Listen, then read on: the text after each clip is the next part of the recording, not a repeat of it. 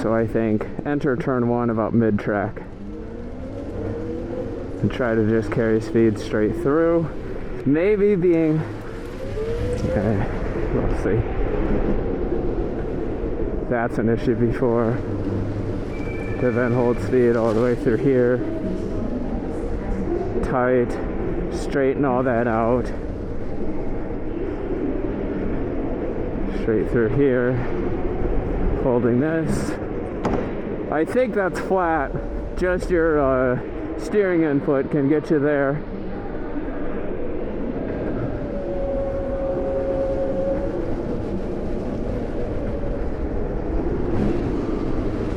Alrighty. Start the clock. Ah, shit. It's the wrong button.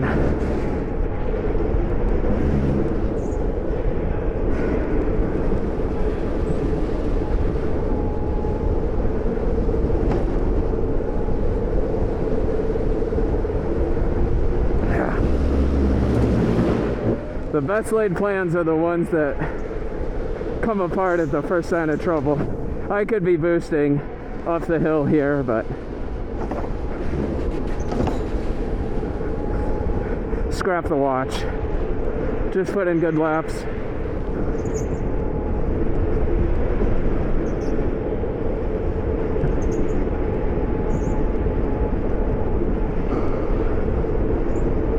Yeah.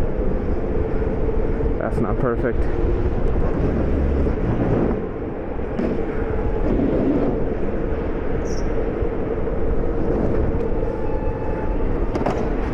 Yeah, it's that the boost lasts while you're going through the corner and going up the hill. That's the key. Yeah, now you're behind schedule.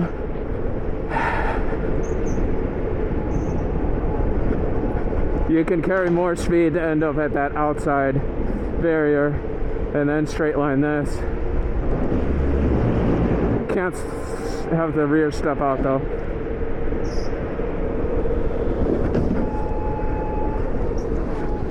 There you go. I think that's how you do that boost. Yep. Getting the kart to turn without the rear stepping out is going to be key.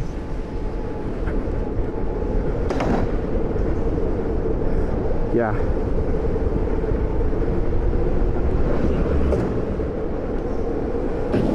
Probably a small lift. Missed my boost. That's fine. Yeah. Boost makes a big difference.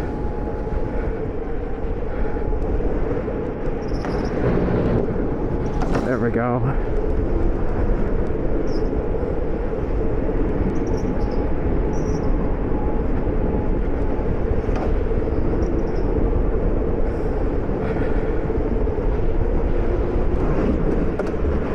Yeah, too much of a lift.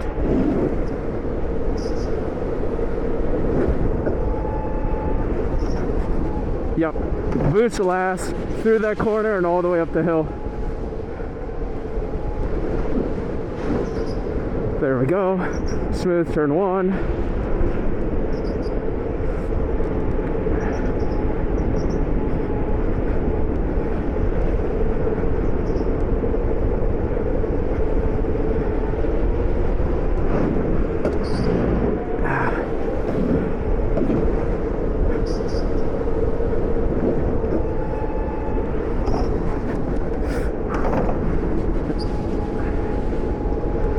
Okay.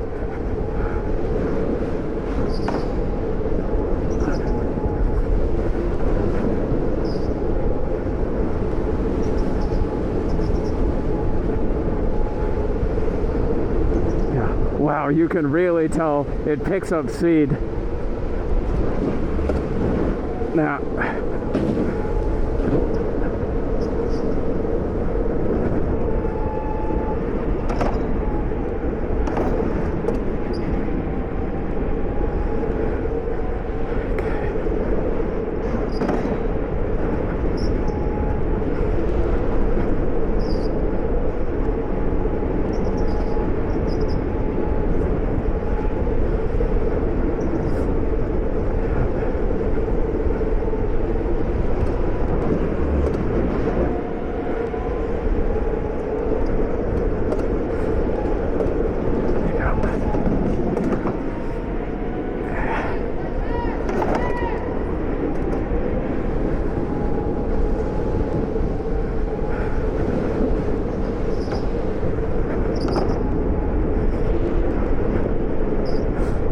Man.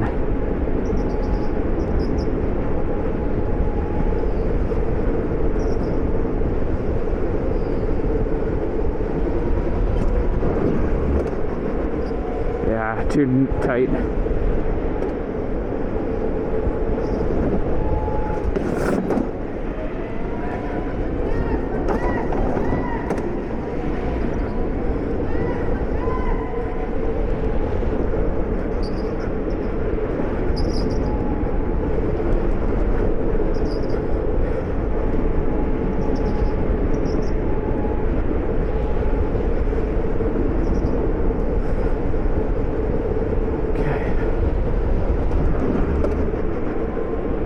There we go, that's a little better.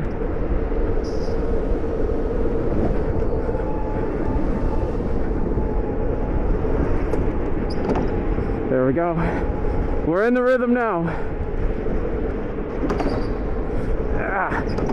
Can't hit that wall on the inside of one. I'm still interested how, as you're going down the hill in turn 3, what's the best way of handling that? Man, any amount of steering input, you feel like you lose a good amount of speed.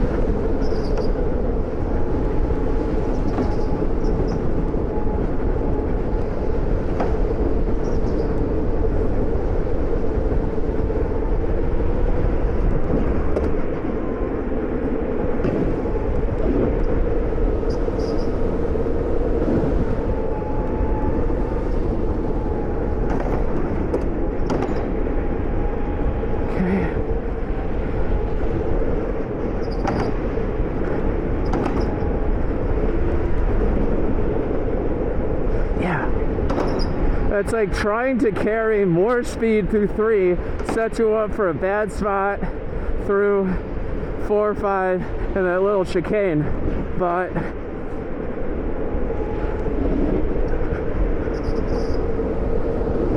trying to say you're gonna be slow and like taking a narrow line doesn't seem to work either.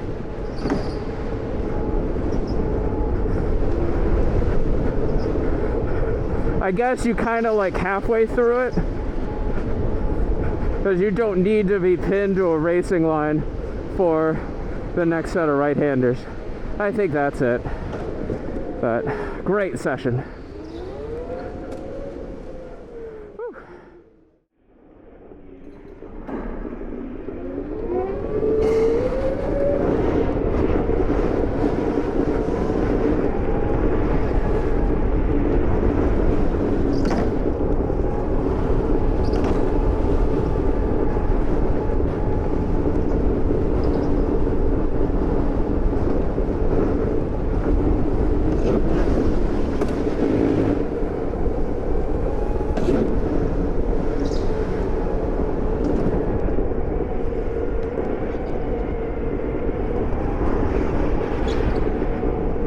They have less front grip, I can tell you that. Is that a bad thing? We'll find out.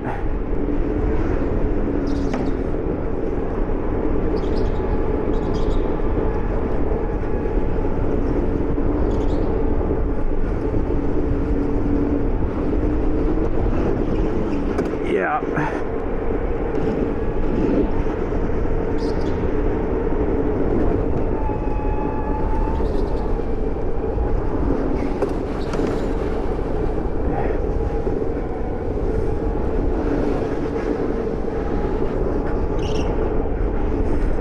The different tires handle differently, that's for sure. My first race was on the worn out Hoosiers, like I mentioned to a couple people. So I'll have to take a look and see what these are. The front end has a lot less bite, but I think that might actually be a good thing, because I was really getting the rears to step out on the Hoosiers.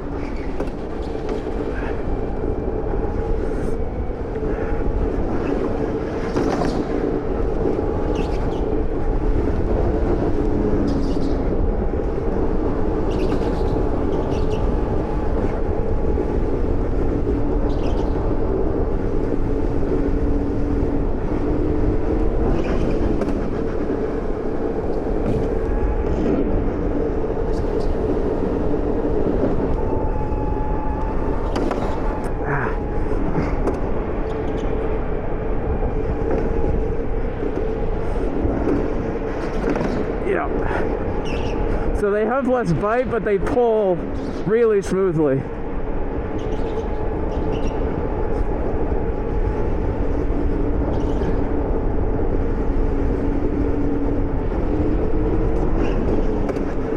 Yeah, you can be really smooth at the hairpin in these.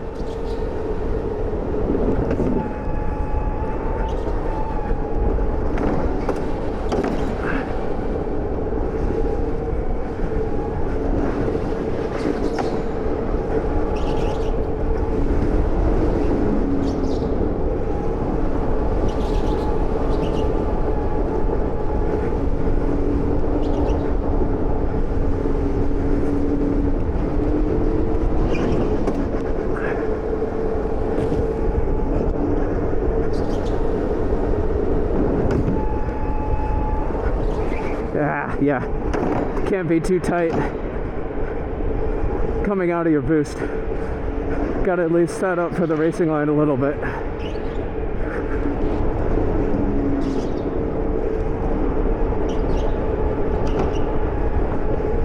There you go. That's much better through there, I think. Maybe you can be tighter coming out of the S's before you get onto that straight. That's something to think about, because you're kind of like in the middle of that weird S, but I'm not sure that that's optimal.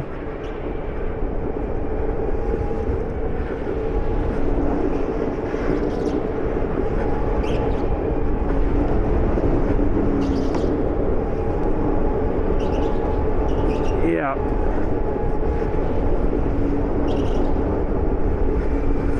Yeah, maybe.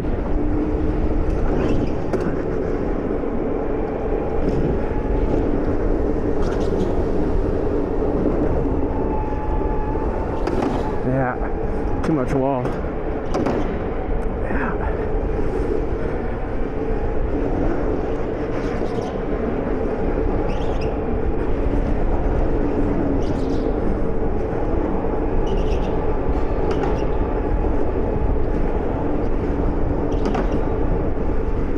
Yeah, there you go.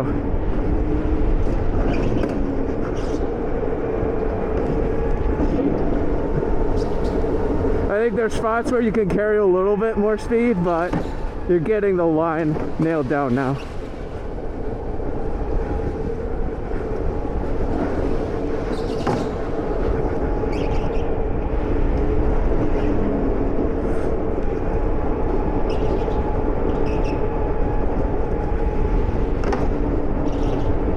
Yeah.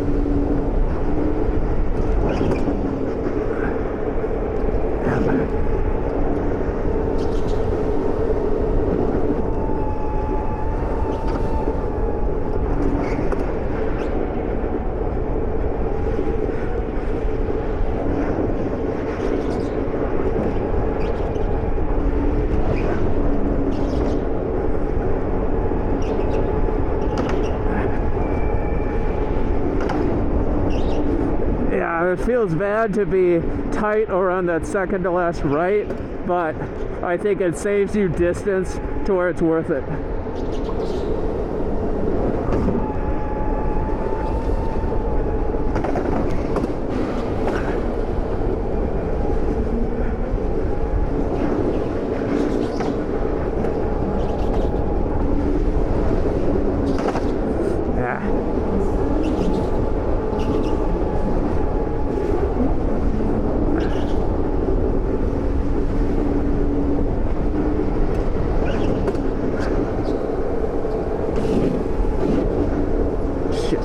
Okay, what does a late boost look like? Okay, you can't be too much later than the number 2 grid spot. because you don't maximize your boost for that last corner. Nah, too wide.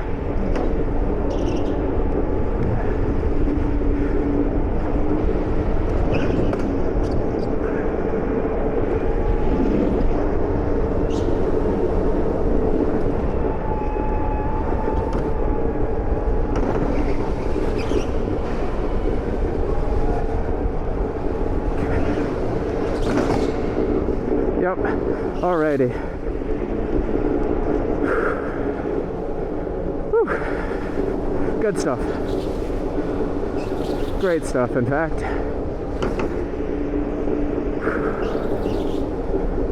Oh yeah. The boost lasts long enough to where out of that S's before you make this hairpin, you waste part of the boost. You have to slow down to turn before the boost runs out. Here, you get it through this. The second half of this corner is worth it. And the boost lasts all the way up the hill, which is pretty big.